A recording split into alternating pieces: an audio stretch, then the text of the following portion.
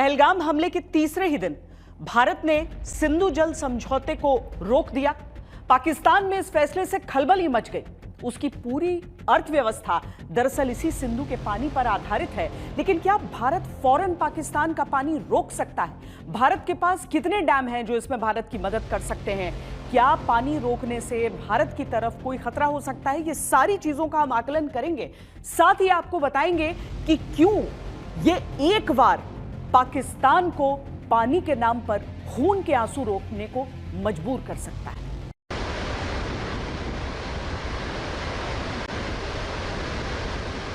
पानी, जीवन जिसके बिना अधूरा है।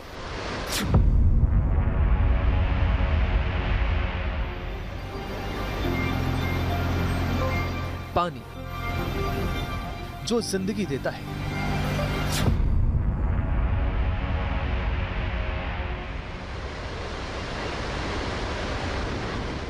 पानी जिसकी मौजूदगी है तो दुनिया है।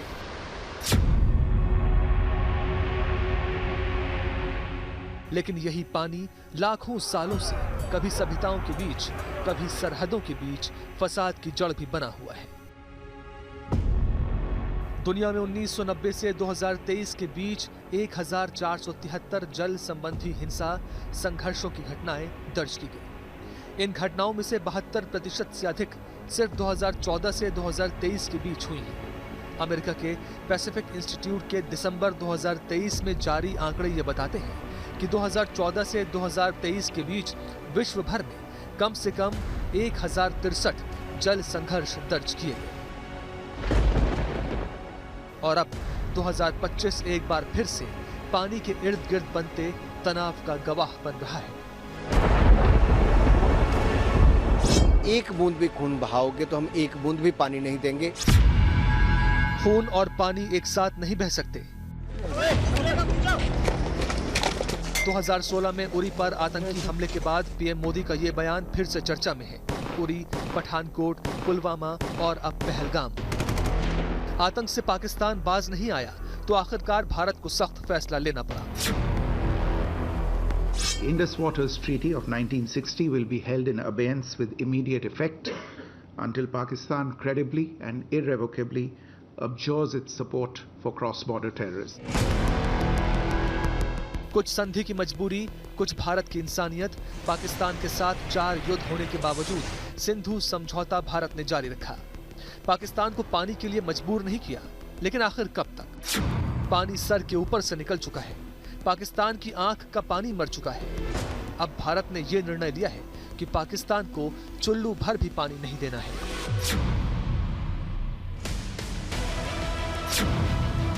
कैसे रोकेगा भारत पाकिस्तान का पानी? भारत के पास कितने बांध मौजूद हैं? क्या भारत फौरन पाकिस्तान जाने वाले पानी पर रोक लगा सकता है? सिंधु का पानी रोकने पर भारत में क्या बाढ़ का खतरा हो सकता है? पाकिस्तान को पानी रुकने से क्या नुकसान होगा? भारत के short term, medium term, long term plan क्या है? जानकारों की माने तो पाकिस्तान के खिलाफ भारत के फैसले 3 जरूरी पहलुओं पर आधारित हैं। कितना समय लगेगा, कितना बजट लगेगा और खुद पर कितना खतरा हो सकता है। भारत जिन शॉर्ट टर्म, मिड टर्म और लॉन्ग टर्म एक्शन की बात करता है वो क्या है? क्या कोई परियोजनाएं ऐसी भी हैं जिनका पानी पाकिस्तान पहुंचने से रोक सकते हैं? डैम्स की डीसिल्टिंग की बात हो रही है, उससे कैसे पानी रोका जा सकता है ये भी आपको दिखाते हैं।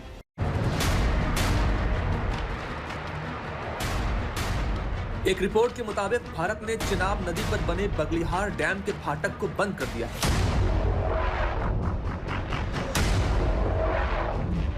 इससे पाकिस्तान की तरफ जाने वाले चिनाब के पानी में भारी कमी आई है। दरअसल चिनाब पर बगलिहार डैम को run of the river hydro power plant के तौर पर बनाया गया था, यानी इस डैम से पानी के बहाव को अभी तक रोका नहीं जा रहा था। पानी के बहाव को बाधित किए बिना बिजली पैदा की जा रही थी।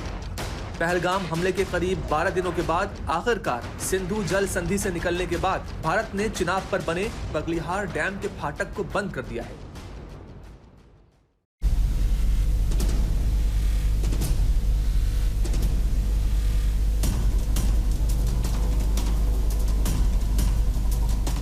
भारत और पाकिस्तान के बीच पानी के बंटवारे को लेकर 1960 में सिंधु जल संधि हुई, जिसमें विश्व बैंक ने मध्यस्थता की।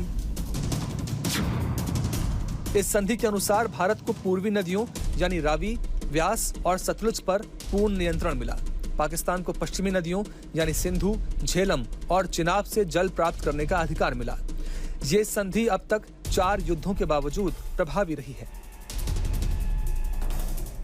इसी इंडस वाटर ट्रीटी के हिसाब से इसके 2 कंपोनेंट बनते हैं।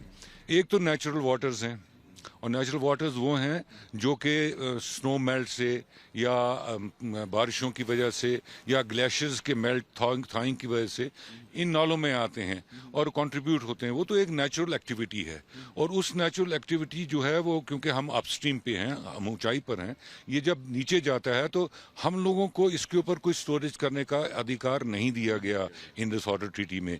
और लेकिन पाकिस्तान को अक्रॉस उनको पूरा हक है इसके ऊपर। सबसे ज़्यादा 133 मिलियन एकड़ फीट पर ईयर जो है पानी, इसका जो अंदाज़ा लगाया गया है वो पाकिस्तान इस्तेमाल करता है, और हमको उसमें से बहुत थोड़ा सा दिया गया है मिनी स्कूल 3.86, जो हमारे चिनाब बेसिन या जेहलम बेसिन, लद्दाख बेसिन, इन सब से हम जिसको इस्तेमाल कर सकते हैं उस वक़्त ट्रीटी के तहत। उसकी वजह से हमारे यहाँ अगर आप देखोगे तो इरिगेशन जो है, जितना हमारा पोटेंशियल इरिगेशन का है उतना डेवलप हो नहीं पाया। संधि से बाहर निकलने के बाद फिलहाल पाकिस्तान के साथ भारत इन सभी 6 नदियों के बहाव से जुड़ा आंकड़ा साझा नहीं कर रहा है। इससे पाकिस्तान को अपने आने वाली रणनीति बनाने में दिक्कत होगी। नदी में कितना पानी आ गया है, कितना छोड़ा जा रहा है, नदी में कितनी गाद है, इससे जुड़ी कोई भी जानकारी अब भारत साझा नहीं करेगा।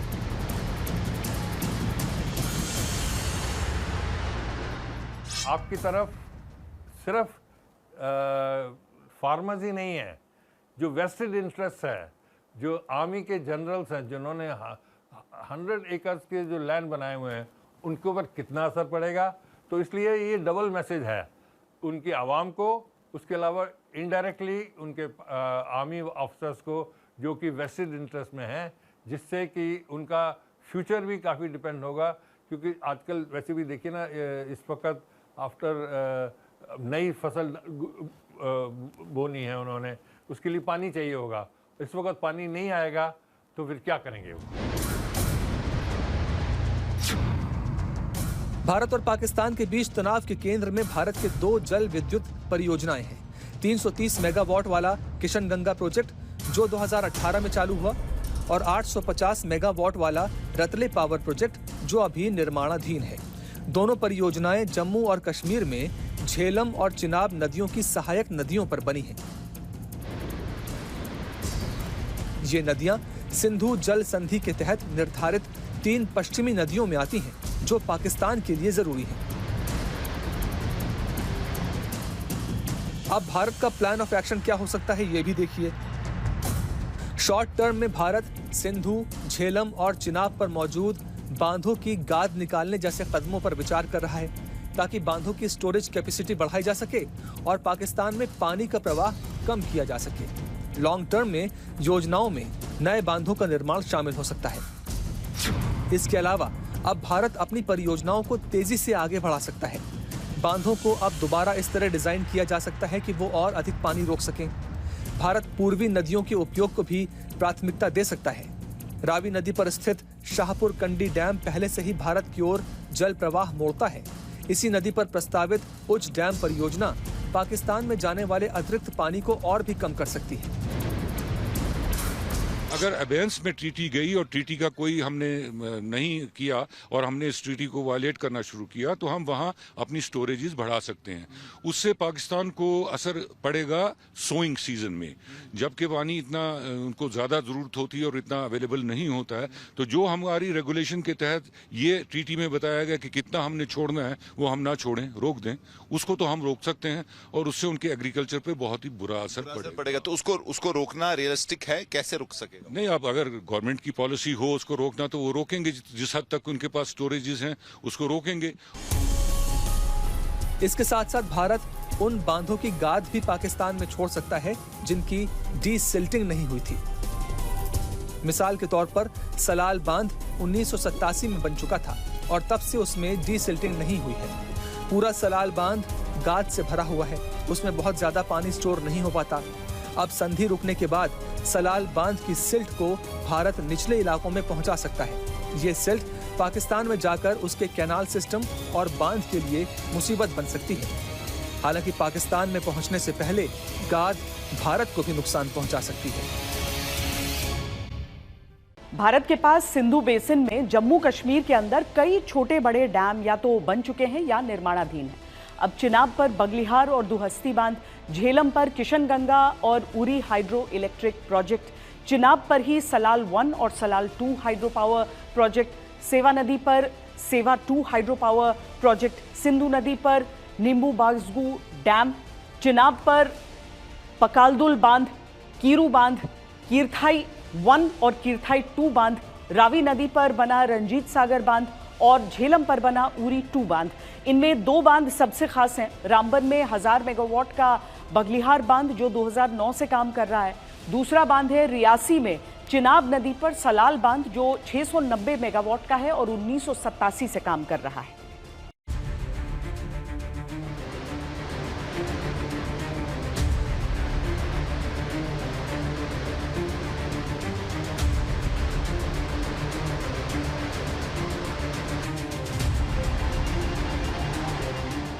दरअसल सिंधु नदी बेसिन 4 देशों चीन, भारत, पाकिस्तान और अफगानिस्तान में फैला हुआ है। ये लाखों लोगों के लिए जल का प्रमुख स्रोत है।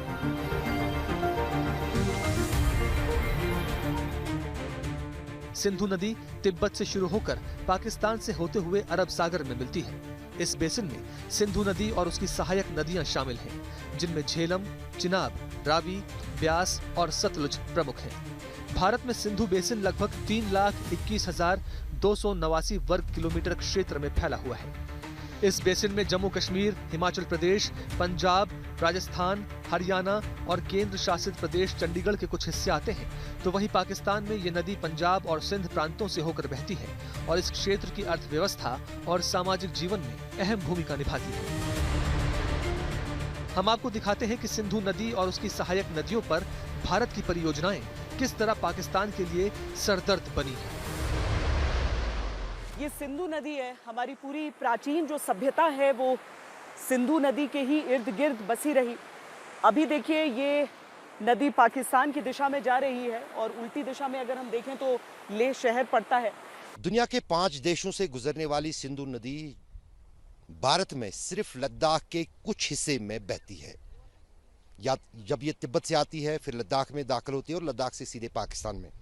हमारे साथ त्रिसिंग नामग्याल जी हैं जो कि एक यहाँ के सोशल एक्टिविस्ट भी हैं, नेता भी हैं, और उनसे ही जानेंगे कि जो भारत सरकार की तरफ से फैसला हुआ है इंडस वाटर ट्रीटी को ख़त्म करना, लद्दाख के लोगों के हित के लिए ये कितना महत्वपूर्ण है, क्या उससे कुछ फ़ायदा होगा, अगर फ़ायदा होगा किस तरह से वो फ़ायदा होगा। ये 6 नदियाँ हैं। अगर आप इंडस वाटर ट्रीटी को देखोगे, जो वेस्टर्न सेक्टर से जो एक सिंध नदी जो इंडस हमारे सामने बह रही है, जैसे आपने सही फरमाया कि ये सिंध नदी जो है, इंडस रिवर जो है वो तिब्बत से होकर लद्दाख से गुजरती है और ये फिर आगे जाके बटालिक से फिर पाकिस्तान की तरफ जाएगा। ये तो चिनाब हो गया आपका, फिर आपका झेलम हो गया और इंडस हो गया। ये वेस्टर्न जो ट्रीटी के अंदर 6 नदियाँ हैं, तो चिनाब, झेलम, इंडस और सतलुज, ब्यास और रवि, तो वो ईस्टर्न हो गया, ये वेस्टर्न हो गया, ये ईस्टर्न हो गया।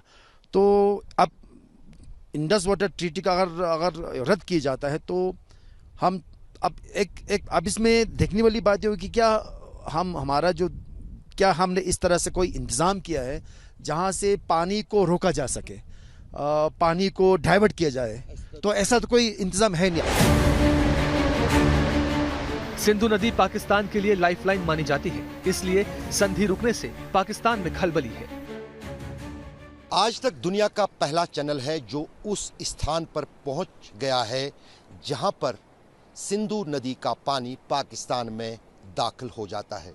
ये सिंधु नदी है। अभी आप इसमें पानी बहुत कम देखेंगे क्योंकि अभी यहाँ पर लद्दाख में सर्दियाँ चल रही हैं। जो ही तापमान बढ़ेगा, गर्मी बढ़ेगी, ये दरिया उफान पर होगा और इस दरिया के पास जाना फिर खतरे से खाली नहीं है, क्योंकि अभी भी यहाँ पर रात में 0 से नीचे तापमान होता है। मैं इस वक्त लाइन ऑफ कंट्रोल के आखिरी गांव पर हूँ।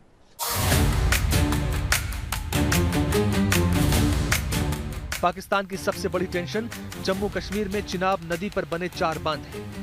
भारत ने चिनाब और झेलम नदी पर ही सबसे ज्यादा प्रोजेक्ट्स पर काम किया है। समय मैं मौजूद हूं चिनाब नदी के तट पर, यहां जम्मू संभाग के अखनूर शहर में।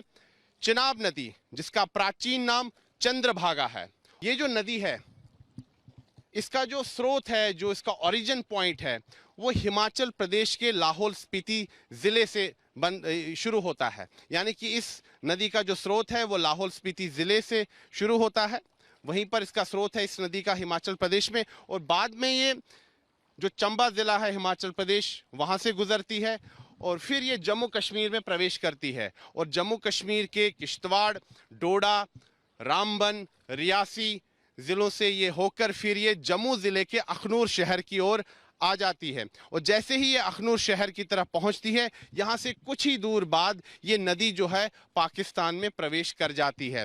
और जो 1960 में भारत और पाकिस्तान के बीच इंडस वाटर ट्रीटी हुई थी, उसके अंतर्गत ये फैसला लिया गया था कि जो 3 पश्चिमी नदियां हैं, झेलम, चिनाब और सिंधु, इनका नियंत्रण जो है पाकिस्तान को मिलेगा। यानी कि पाकिस्तान को इसका अधिकार रहेगा इन तीनों नदियों के बारे में। हालांकि भारत इन नदियों का प्रयोग कर सकता है, लिमिटेड प्रयोग कर सकता है, खासतौर पर अगर बिजली, हाइड्रो इलेक्ट्रिक पावर प्रोजेक्ट्स है, उसके लिए भारत इनका प्रयोग कर सकता था। चिनाब नदी पर जम्मू कश्मीर के रामबन में बगलिहार बांध प्रोजेक्ट बना है, जिस पर पाकिस्तान को शुरू से ही ऐतराज रहा है। चिनाब नदी पर जम्मू कश्मीर के किश्तवाड़ में एक पन बिजली परियोजना बन रही है। चिनाब नदी पर जम्मू कश्मीर सलाल बांध के डिजाइन और क्षमता पर पाकिस्तान को शुरू से ऐतराज रहा है। जम्मू कश्मीर में चिनाब नदी पर नियंत्रण रेखा के बिल्कुल पास है उड़ी बांध, जो बारामूला जिले में पड़ता है। गवर्नमेंट इस पे पहले भी काम कर रही है कि हमें नदियों को कैसे जोड़ना है, और अब ये जो सिंधु जल समझौता रोक लगा के जो हमारी इन 3 नदियों का जो डाइवर्जन करना है, तो ये बहुत ज़्यादा संभव है। इसमें ये है कि हमें पहले चेक डैम बनाने हैं नदियों के ऊपर, फिर नदियों का डाइवर्जन करना है, नदियाँ एक दूसरे से जुड़ेंगी तो हमारा पूरा देश खुशहाल हो जाएगा। क्योंकि हमारा बहुत सारा पानी, 80% जो इन तीनों नदियों का पानी वो जो पाकिस्तान में जाता है, उसको हम रोक के अपने इंडिया को खुशहाल बना सकते हैं। चिनाब के बाद पाकिस्तान की मुश्किल झेलम नदी से शुरू होती है। हम बात करेंगे कि IWT आखिर पाकिस्तान के लिए क्यों इतनी इंपॉर्टेंट है और इसके तहत जो सारा पानी कहां से आ रहा है, कहां जा रहा है, किस पे पाकिस्तान का अधिकार है, किस पे हिंदुस्तान का अधिकार है। और खासकर अगर आप वेस्टर्न रिवर्स की बात करें, जिसमें सिंधु नदी है या फिर इंडस, चिनाब, झेलम, जो कि जिसके पानी जो है ज़्यादातर पाकिस्तान को उस पे जो है पूरा अधिकार है कि वो इस्तेमाल कर सकते हैं। वही ईस्टर्न रिवर्स की बात करें, जिसमें रावी, सतलुज, ब्यास है, वो जो है भारत इस्तेमाल कर सकता है। लेकिन अभी बात हो रही है चिनाब की, ये चिनाब और झेलम की, और फिलहाल हम झेलम के किनारे हैं।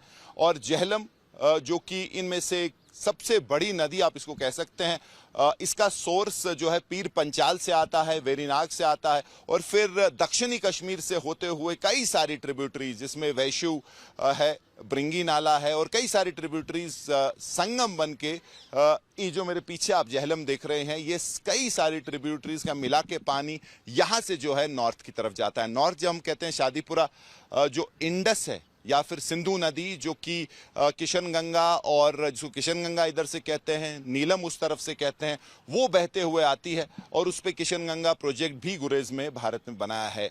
आगे वुल्लर बराज, जो कि मंशा थी भारत की, वो बनाए 2012 में, उसका काम रुका क्योंकि इसी वजह से जो है 10 से 12 उन दिनों गनमैन आए, उन्होंने वुल्लर बराज के बाद जो है काम रोका, वहां कुछ ब्लास्ट भी किए, और उसके बाद वो काम जो है डिरेल हो गया। यहाँ लाइन ऑफ कंट्रोल पर मेरे पीछे किशन गंगा नदी बह रही है, जिसे पाकिस्तान में नीलम नदी कहा जाता है, और इसके ठीक पीछे वो नीलम वैली की शुरुआत हो जाती है। यानी कि ये जो सामने है, जिसे मैं फेस कर रही हूँ, जिस पहाड़ी को, ये पाकिस्तान है।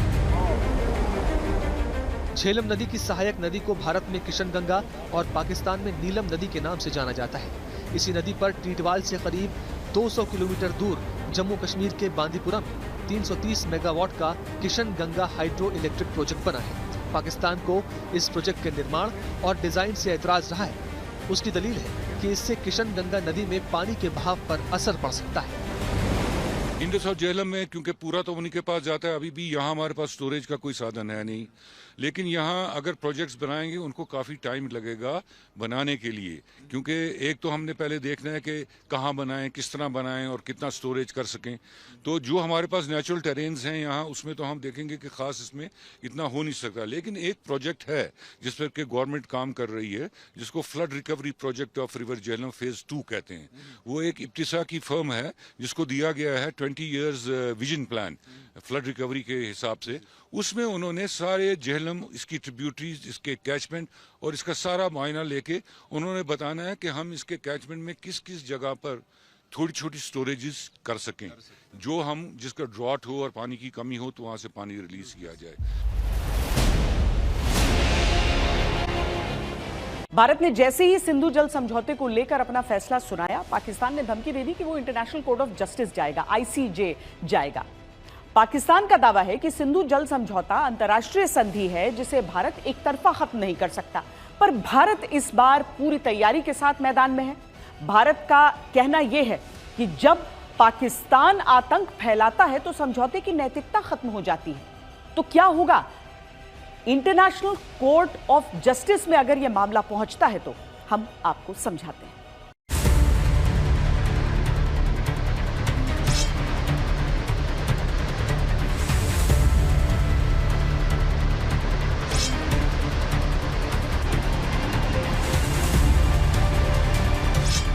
सिंधु जल संधि रुकने से पाकिस्तान तिलमिलाया हुआ है।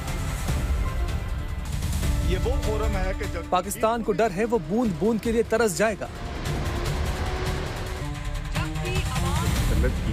उसको डर है कि पहले से ही कंगाली की कगार पर खड़ा देश अब पानी के लिए भी तरस जाएगा।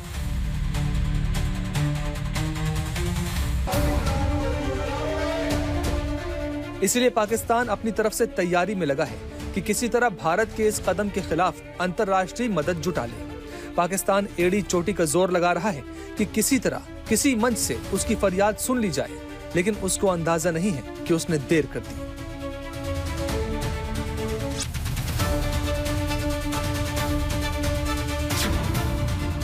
इस्लामाबाद 3 कानूनी विकल्पों पर काम कर रहा है। पाकिस्तान हेग में मौजूद परमानेंट कोर्ट ऑफ आर्बिट्रेशन में ये मामला उठा सकता है। वो इंटरनेशनल कोर्ट ऑफ जस्टिस में भी जा सकता है। पाकिस्तान संयुक्त राष्ट्र सुरक्षा परिषद में भी ये मामला उठाने की सोच रहा है। लेकिन अगर पाकिस्तान अपनी चालें चल रहा है तो शतरंज की इस बिसात पर तैयारी भारत की भी पूरी है। 27 सितंबर 2019 को विदेश मंत्री एस जयशंकर ने इंटरनेशनल कोर्ट ऑफ जस्टिस को 13 ऐसे मामलों की सूची सौंपी थी जिन पर ICJ का कोई अधिकार नहीं होगा। उस लिस्ट का दूसरा बिंदु कहता है कि इंटरनेशनल कोर्ट ऑफ जस्टिस को ऐसे किसी भी राष्ट्र के साथ विवादों पर अधिकार नहीं होगा जो राष्ट्रमंडल यानी कॉमनवेल्थ के सदस्य हैं या रहे हैं। क्योंकि पाकिस्तान राष्ट्रमंडल का सदस्य है, इसलिए वो भारत को इंटरनेशनल कोर्ट ऑफ जस्टिस में नहीं घसीट सकता। इसी तरह उस लिस्ट का 5वां बिंदु कहता है कि ICJ को उन मामलों में कोई अधिकार नहीं होगा जो शत्रुता, युद्ध, आत्मरक्षा में की गई कार्रवाइयों, आक्रामकता का प्रतिरोध और राष्ट्रीय सुरक्षा से संबंधित उपायों से जुड़े हैं। यही सारे points permanent court of arbitration पर भी लागू होते हैं, इसलिए वहां भी पाकिस्तान की कोशिश बेकार जाएगी। अब रही बात विश्व बैंक की, तो उसकी भूमिका भी सीमित है। विश्व बैंक के पास इस संधि पर कोई अधिकार क्षेत्र नहीं है। उसकी भूमिका केवल एक मध्यस्थ या सलाहकार की है। संधि के प्रबंधन में उसकी कोई भूमिका नहीं है। उसके सुझाव भी बाध्यकारी नहीं होते हैं। एक ये उनको एक वार्निंग है, आज नहीं तो 15 साल तक ये कर लेंगे कुछ ना कुछ। किसके बाद पानी कहीं और ले जाएंगे और फिर उनकी हालत जो होगी वो अल्लाह ही जानता है। क्यों इसी पानी से तो उनका सब कुछ है। अब देशवासियों का रक्त और देश का पानी साथ नहीं बहेगा। तो तय माना गया कि पाकिस्तान की हिमाकतों का जो जवाब भारत दे रहा है, उन जवाबों की चुभन पाकिस्तान को हर हाल में बर्दाश्त करनी ही होगी। ये संधि दरअसल एक ऐसा समझौता है जो सरल शब्दों में अगर हम आपको समझाएं तो सिंधु और उसके सहयोगी नदियों के जल का जो बंटवारा भारत और पाकिस्तान के बीच होता है वो तय करता है। अब इसके तहत भारत ब्यास, रावी और सतलुज का अधिकतर जो पानी है वो खुद इस्तेमाल कर सकता है, जबकि सिंधु, झेलम और चेनाब का लगभग 80% पानी पाकिस्तान को मिलता रहा है। अब भारत ने साफ संकेत दे दिए हैं कि खून और पानी एक साथ नहीं बह सकता।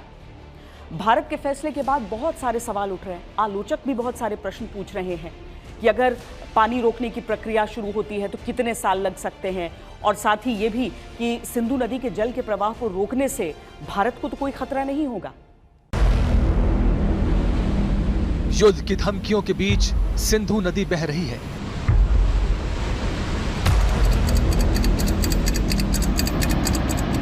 तिब्बत से भारत होते हुए पाकिस्तान और फिर अरब सागर। सोचिए कि एक नदी जो भारत के पड़ोस यानी तिब्बत से ही बनकर निकल रही है, उस नदी का सिर्फ 20% पानी ही भारत को मिल रहा है। भारत की जमीन से होती हुई वो नदी दूसरे देश में जा रही है जो उसका 80% पानी इस्तेमाल कर रहा है। ये कैसी संधि थी जो बरसों से चली आ रही है।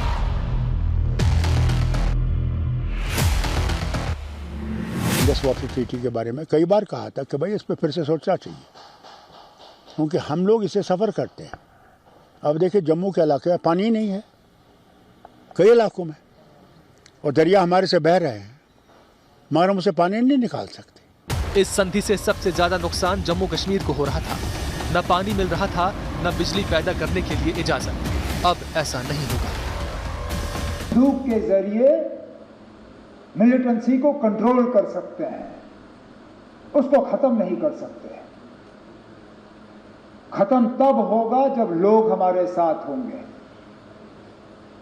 और आज लगता है कि लोग अब वहां तक पहुंच रहे हैं।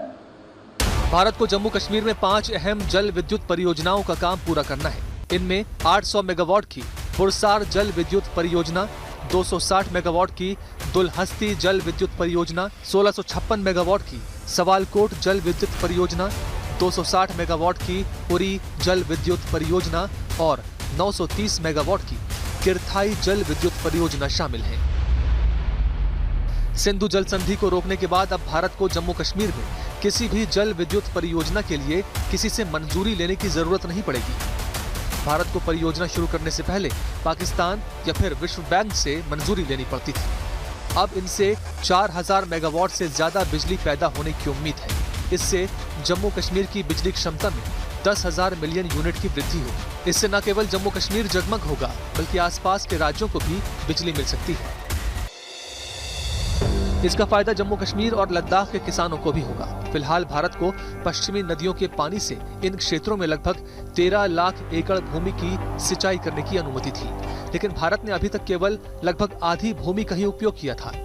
अगर भारत नई नहरें, जलाशय और वितरण प्रणाली बनाए तो वो और अधिक भूमि को खेती के तहत ला सकता है। ये सेब, अखरोट और केसर जैसी फसलों के लिए अच्छा होगा। चुनौती बड़ी है, मुश्किल है, लेकिन मुमकिन है।